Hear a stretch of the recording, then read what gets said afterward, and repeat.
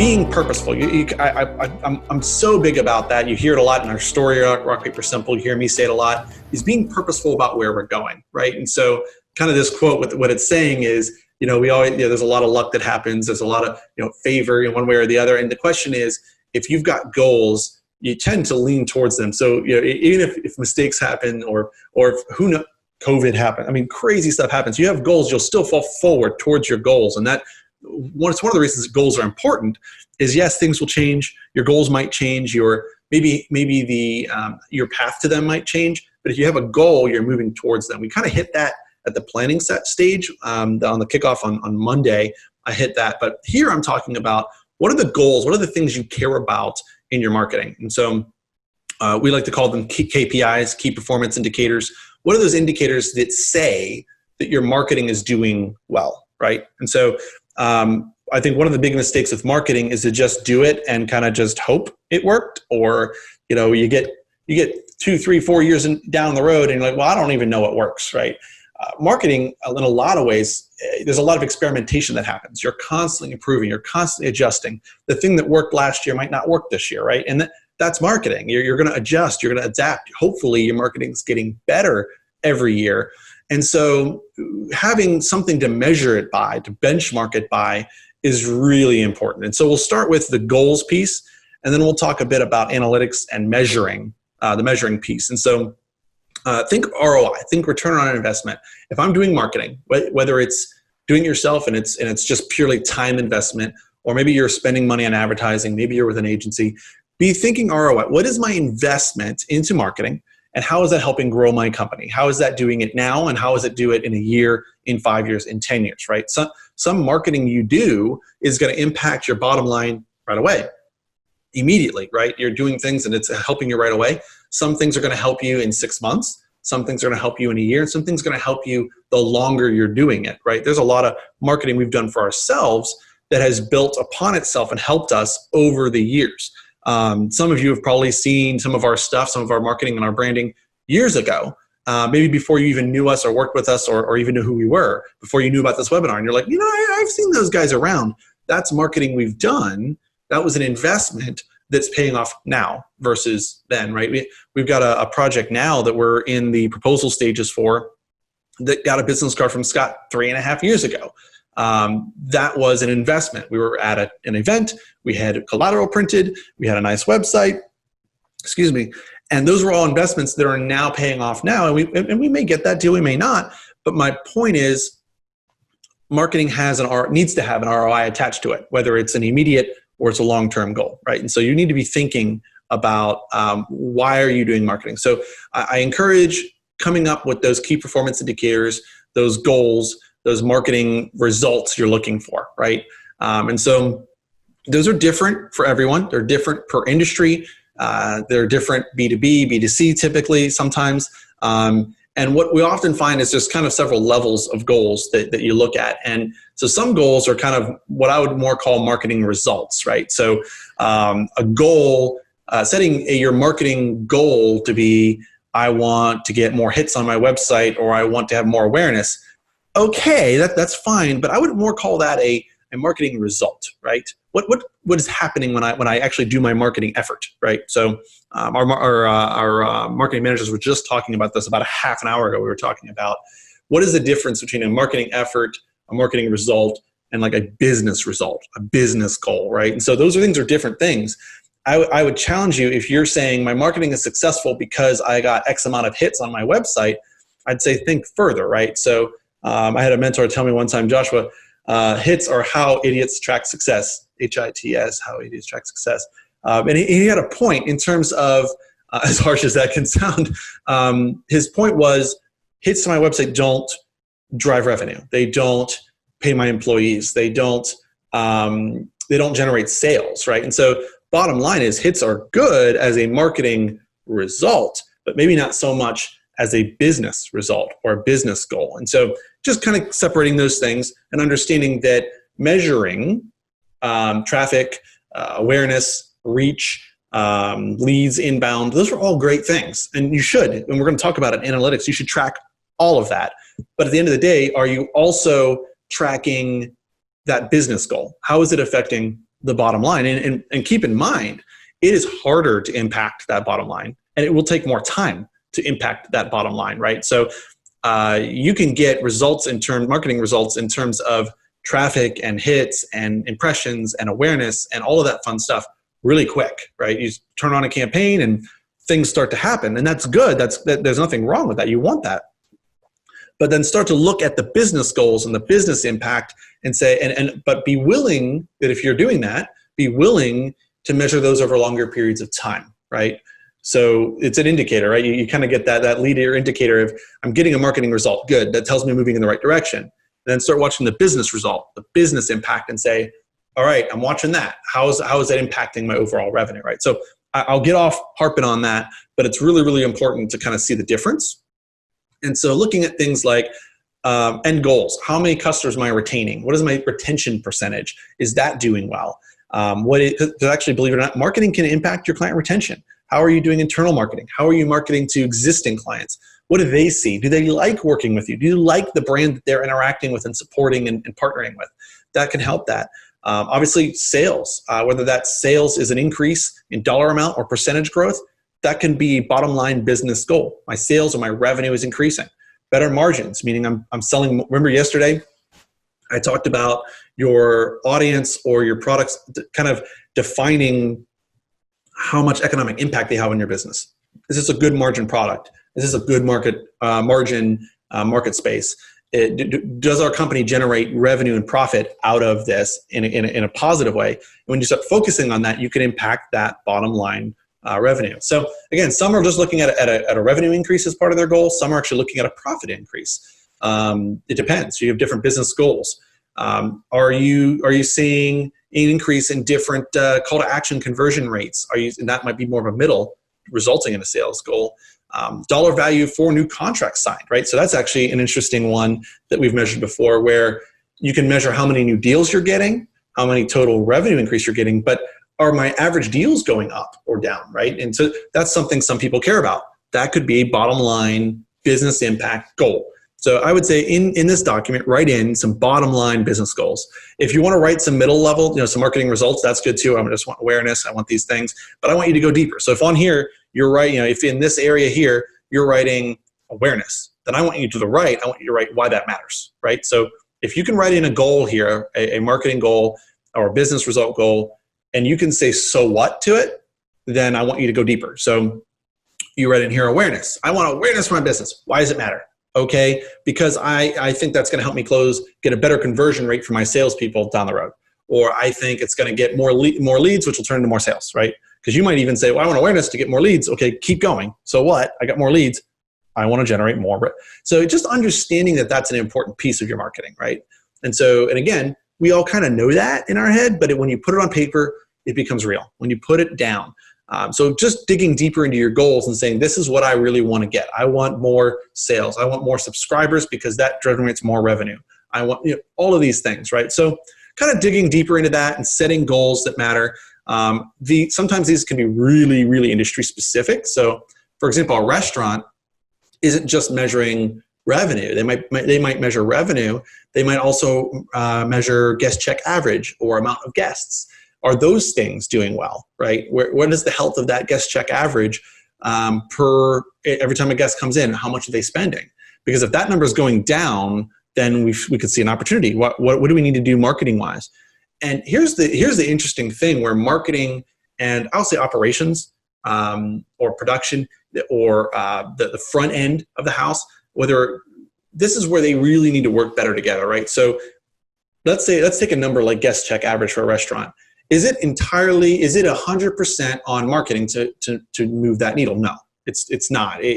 There's no way marketing can be solely responsible. You've got servers, you've got other people that are impacting that number. But when they collaborate and they start talking about, well, what if we marketed this, and what if the server said that, right? These are things that matter, right? And so same thing with you're selling more of a contractual thing. We want to close more deals. Is it purely marketing's job to get a better sales rate or a better sales revenue amount? No, there's a level of that on the sales team that they're responsible for. But removing that traditional boundary between those two and allowing them to work together because you've set a goal and say, hey, together, our teams, sales and marketing, are both supposed to be in alignment and work together on set, you're going to get better results from both sides of things. So goal setting, really important. Define what numbers you want to see move, right? And give it realistic timelines. We had one client come in, love them to death, and we said, what are your goals? What are your expectations over a year? And they gave us a number, X amount of increased clients at X rate, right? I'm going to make up numbers. Let's say they said we want 12 new deals at $1,500 a month deals. Awesome. That sounds like a great plan. Let's do it. Before we write this down, can I ask you what last year's was? Like, what was the increase before we set this as a goal for this year? And it was like 2. And they were like $750 a month. And we're like, okay, time out. time out. You're talking about thousands of % of growth here. So if that's what you did last year, let's pick a goal that is reasonably that it's going to be hard to get to, but let's set a goal we can get to. Let's set something realistic. And so I always say, make sure your goals are actually realistic. Aim high, certainly, that's fine, but make sure they're also realistic because it's really demoralizing if you don't get anywhere near. So trying to create realistic goals is really important. And then as we move into the tracking, so actually I'll kind of transition into that now. The data, know thy numbers, right? And so this is kind of where I get into knowing what your numbers are. There's a lot of ways to do that. And so what I'm going to get into a little bit today, I don't have time to dive into all the different tools and how to use them and whatnot. I'm going to hit the top level stuff, why it's important. I see a question came in. I'm going to pop into that in a minute, but I want to kind of go into different ways we measure. So there's the traditional stuff that we all heard about, Google Analytics and all the tools, and I'm going to actually list some that I really like and that we work with. But what I also want to challenge you on the analytics side, the data side, is you need to track things like how many deals are how many sales meetings are happening, how many leads are we getting, what's our conversion rate, what are our sales, what data can I pull out of my point of sale system, my sales reports, my CRM. Collect all of this data and decide who in your organization is in charge of that, who's championing that, whose job is it, whose role is it to make sure that data is being tracked and we're reporting on that. Some of our best client interactions are when they know their numbers and they come into the marketing meetings with us and we say, great, tell us how things are. And we'll hopefully before the marketing meeting, but we'll get the data. Here's the sales, here's all this stuff. And we can compare that to the marketing analytics and data we're pulling, and we can pull some information out of it. If we just look at our marketing results and we know what the hits are and we know what leads we generated, but we don't know the business impact, how do we make decisions, right? All we're doing is back to the hits analogy, right? And so it's important to track not just the cool data stuff, but also the other stuff that matters from the business side. So I'd encourage you in here, this data tracker part, write down the things you're measuring, write down revenue, write down new sales, conversion percentages. Those are important. If your conversion percentage sucks, you're either getting bad leads, your salespeople aren't delivering a strong message, maybe your supporting collateral is not good. Sometimes marketing is just empowering the sales team to do a better job to increase conversion rate. Sometimes you need to get the marketing team more leads. Sometimes they just need to convert what they have better, and we can help, right? Marketing can help with that, right? And so writing in here, what are you tracking? And then beyond that, you can get to the more marketing resulty stuff like, what is my traffic? What is my social reach? All of that stuff. Really, really good question. Let me hit that real quick. Kathy asked me, what is supporting collateral? So what I mean by supporting collateral is I mean the material that is in the hands of your sales team, right? That's leave behinds, that's brochures, that's business cards, that's a presentation deck, that's the promotional item fund stuff that they have. So anything that they have resource-wise to go and take action, that's mailers. That's, we do a fun box of awesome that we mail to prospects. That's all supporting collateral that our team uses throughout. So really, really good question, because I use that word and it's kind of a buzzword. I probably shouldn't use that one on the webinar, but that supporting elements that they use. So we're really, really big on, before we dive into the expensive advertising and all the other stuff, if there's an existing sales effort or an existing effort, we want to know about it. We want to know if we can empower them to do better, because that sometimes can be an easy win is if a sales team doesn't have all the resources they need to close well, then providing them with a leg up can sometimes be a lot better ROI than running large ad campaigns, right? So just keep that in mind. The best lead is always the word of mouth lead, no matter how you look at it. Advertise. I had another mentor mention to me one time and there's actually a really good book about it that talks about advertising is the cost of failed word of mouth, which I 100% believe in, right? So at some point, the word of mouth that your business is generating runs out and you need to advertise. I mean, that's kind of the way it works. Doesn't mean that advertising means it's a failure. It just means word of mouth has stopped. I need to start advertising. I'm going to generate more word of mouth now. And so word of mouth will always be your best lead. And so converting what's already coming in will always be more efficient than generating more stuff, right? So I could spend hours on that topic. So I'll keep moving. So in here, I'd write, sales numbers, different things you're tracking.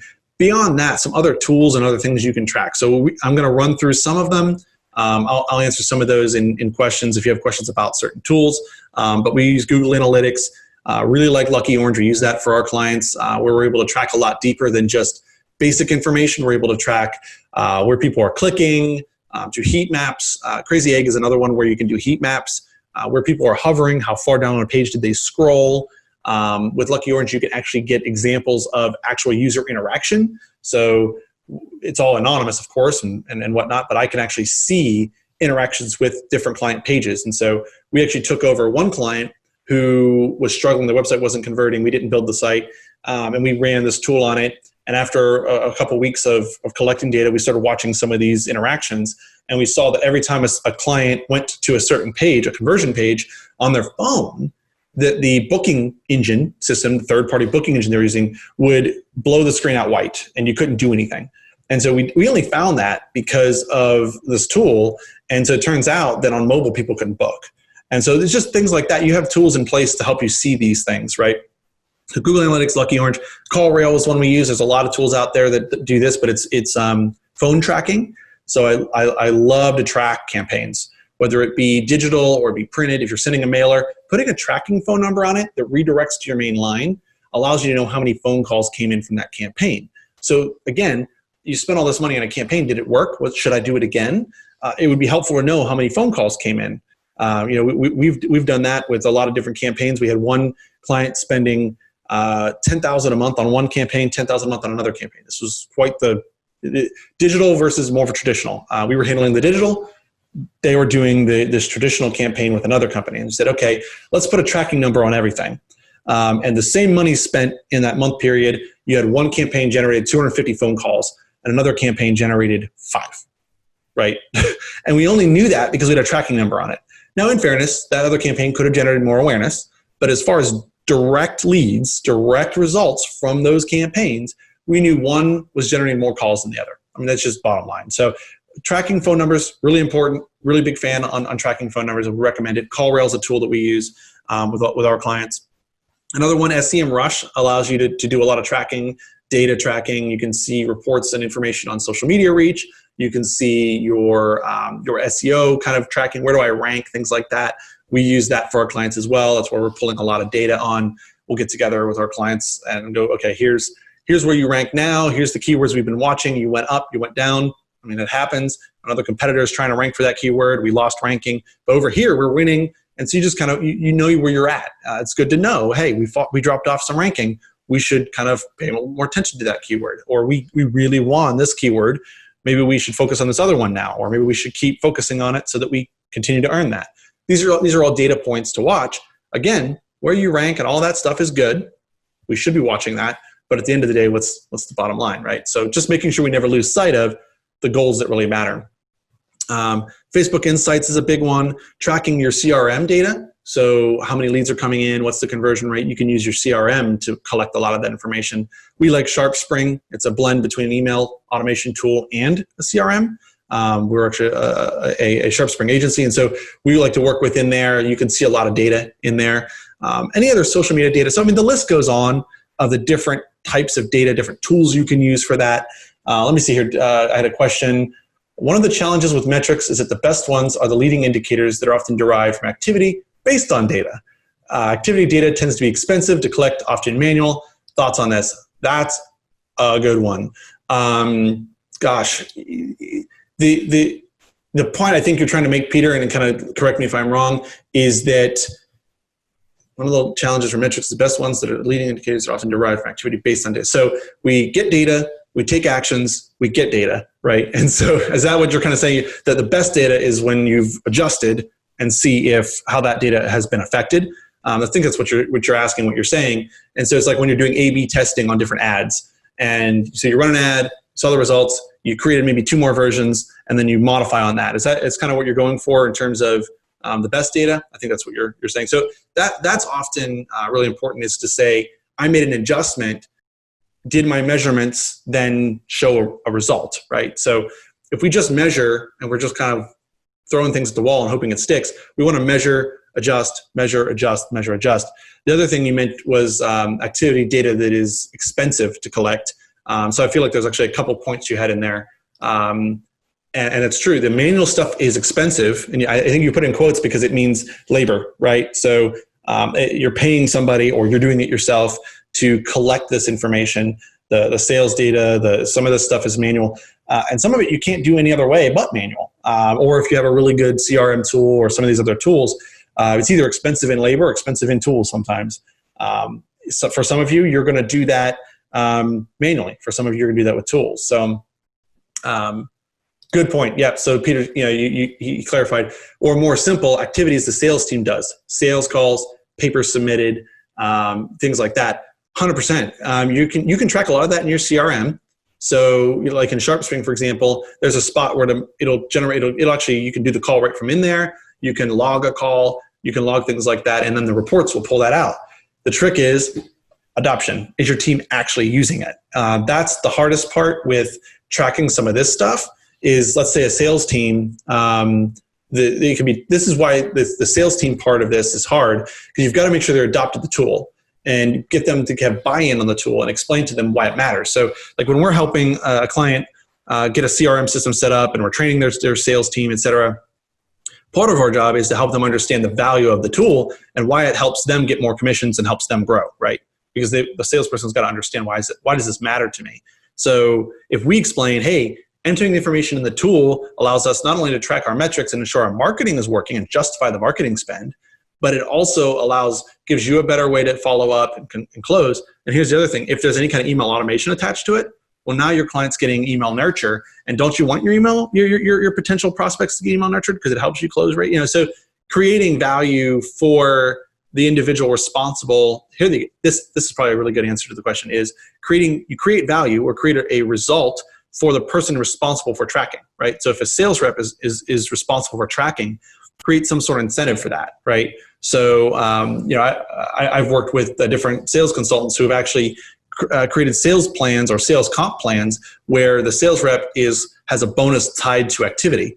And so then it behooves them to track said activity. And so they obviously have that base, they have a commission, but then he added a layer to that comp plan of activity. So now when they track their activity, it actually behooves them, right? You just work it into the comp plan. So that's maybe a way of tackling that expensive or difficult to collect data. So that's how I would answer that piece of it.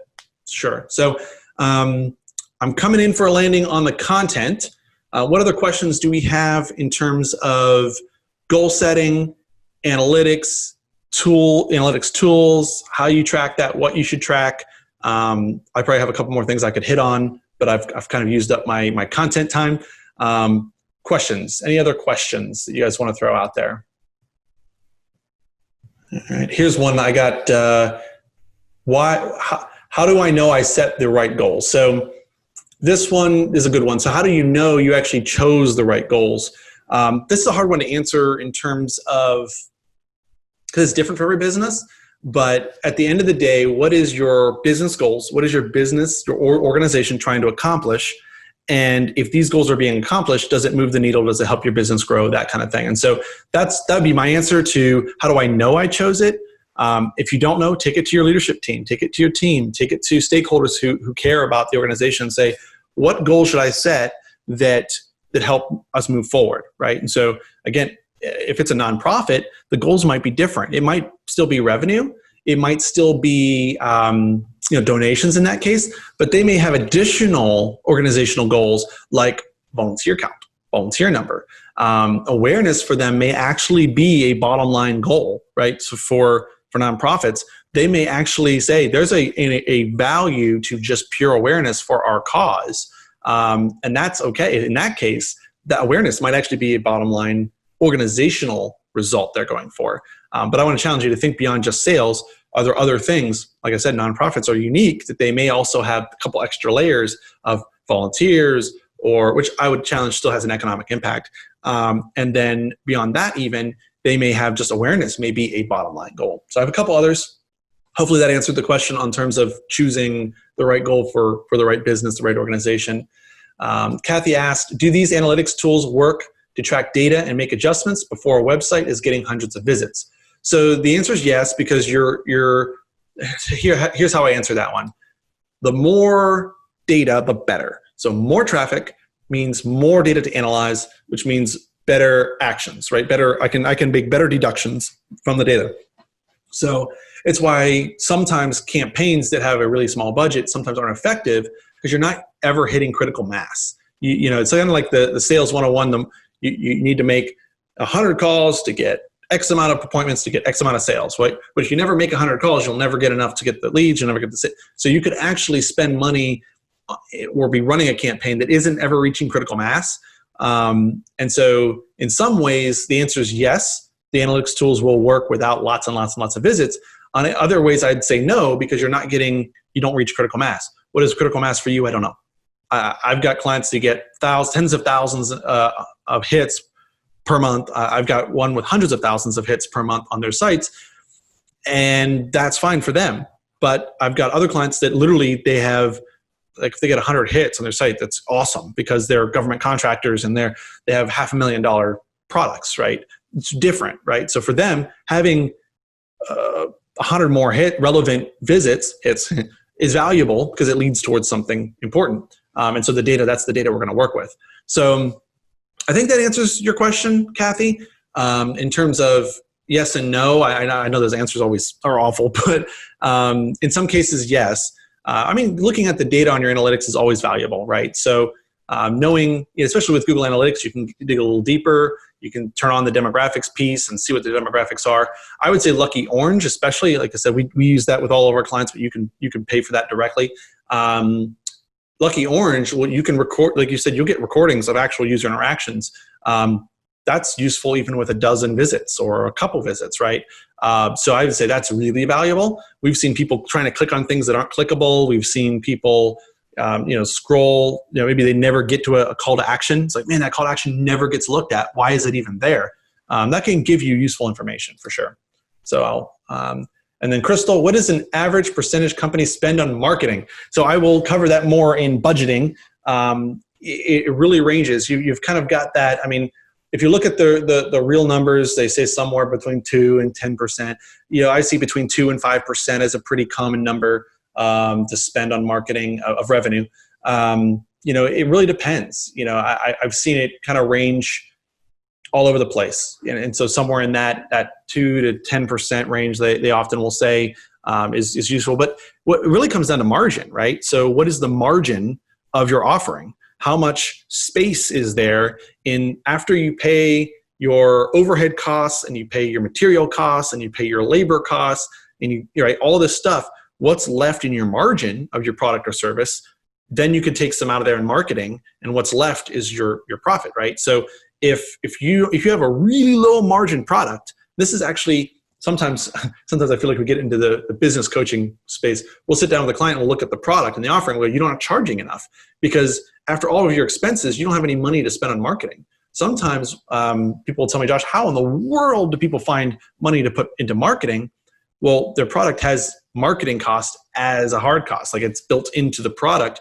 We were talking with a client the other day about a product launch they want to plan for, and we asked, like, what kind of margin do you have a cost per acquisition you're hoping to spend per product sale? And they knew that. They knew, hey, we plan to spend 25%, and it was actually relatively high, of each product on on our marketing or acquisition of that, right? Whether that be commissions or it be ad spend or it be whatever else. So, Crystal, I think the percentage ranges, and it's different for every business.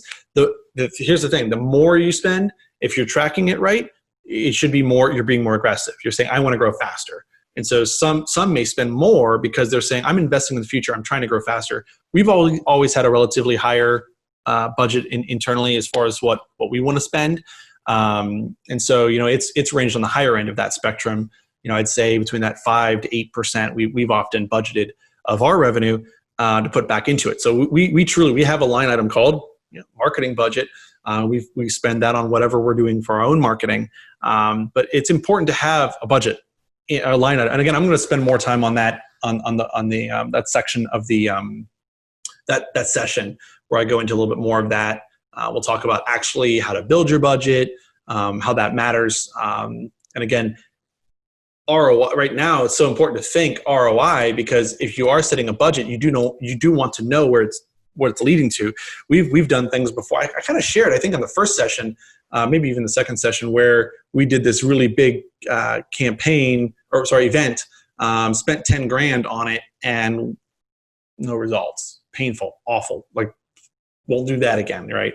But we've also done things where we got no return right away, but I'm seeing return later. And then we've done things where it's like, wow, that got a 1,400% return. That was awesome. Let's do it again. And sometimes when you do it again, you get okay results, right? So that's why marketing, you've got to adapt. You got to do unique things. You got to pivot. And marketing is not always a perfect science. What works for this client doesn't work for that client. What works for you or what works for your colleague who's in a different industry, or even in the same industry but in a different area, your geographics will impact it. Communities react to things differently than other communities. So these are all things that will impact what you're doing and how you're doing it. So hopefully that was helpful.